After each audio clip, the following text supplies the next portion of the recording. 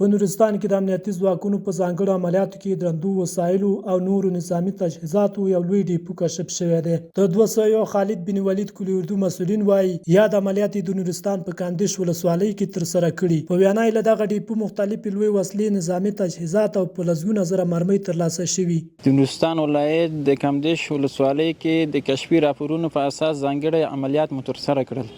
چې دغه عملیاتو په نتیجه کې ثقیله اسلحې، زوکیک، داشکې، اوان، بیمیک، اگایس او د کلشنکوف میلونه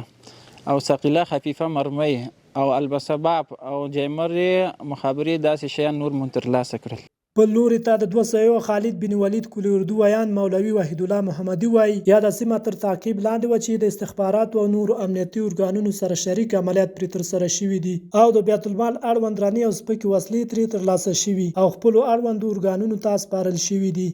د ختیځ زون د 201 خالد بن ولید رضی الله تعالی عنه قل اردو کشفي او استخباراتي ځواکونو د صحاوي کشف ځواکونو سره په همغږۍ د نورستان ولایت اړوند ساحه کې ثقیلې اسلحې ترڅنګ د مهماتو لوی ډیپو ترلاسه کړې ده. د ختیځ زون ټولو ولسونو ته ډاډ ورکوم چې امنیتي او دفاعي ځواکونو ترڅنګ کشفي او استخباراتي ځواکونه ویښ دي او ستاسو به په پوره معنا خدمت کوي. ښاغلی محمدي په هغو خلکو هم غږ کوي چې لا د بیت المال وسلې ورسره دي ترڅو تسلیم کړي او که په خپله خوښه یې ونه سپاري ورته عملیات به پرې ترسره او له قانوني چلند سره به هم مخامخ شي.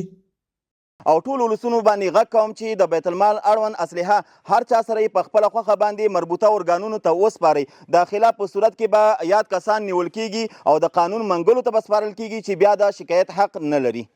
دا لومړی ځل نه دی چې په نورستان کې په دومره لوی اندازه وسلې له دې وړاندې هم په کونړ، نورستان، لغمان او ننګرهار کې بېلابېلو امنیتي ادارو په زرګونه میله سپکې او درنې وسلې د عملیاتو په نتیجه کې نیولې دي او اړوندو ارګانونو ته یې سپارلي.